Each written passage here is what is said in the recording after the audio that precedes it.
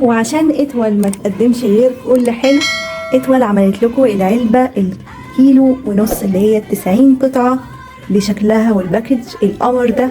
تعالوا نشوف محتويات العلبة دي.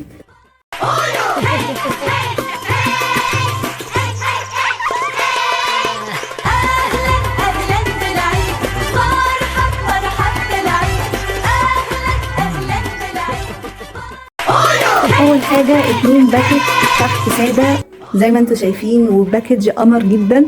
ومش بس كده،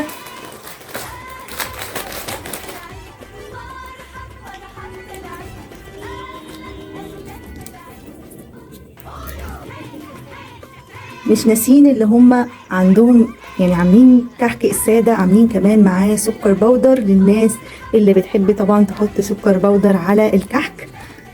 كمان كحك عجمية او كحك بالعجوة، وكحك بالملبن برضو اللي غني عن التعريف واللي بيدوب دوب في الشاي ابو لبن. وكمان ما نسيوش يحطوا بسكوت البرتقال اللي هو حبيب الملايين. والناس اللي بتحب الاضافات ما نسيوش برضو الناس اللي بتحب الشوكليت على البسكويت القمر ده. وبرضو ما نسيوش الناس اللي مش بتحب اي اضافات على اي حاجة، وعملوا لكم 2 بسكويت نشادر، باكت بسكويت نشادر، وتسقوه بالشاي ابو لبن وبالهنا والشفا. ولا تعمل كوكيز بقى بالشاي ابو لبن، ما اقولكمش خطير خطير، هتدوبوا فيه دوب.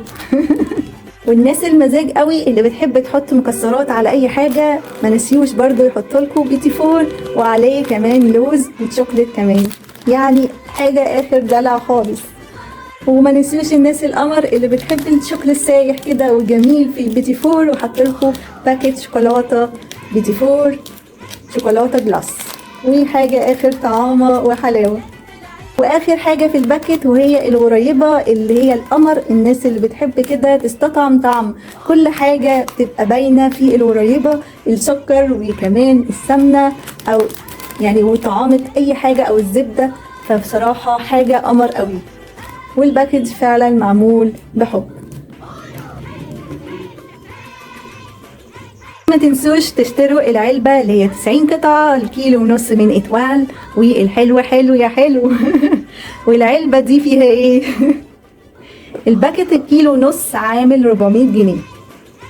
بصوا بقى شكله قمر ازاي. يلا بينا بقى ندوس على اللايك ونشترك في القناة الحلوة دي.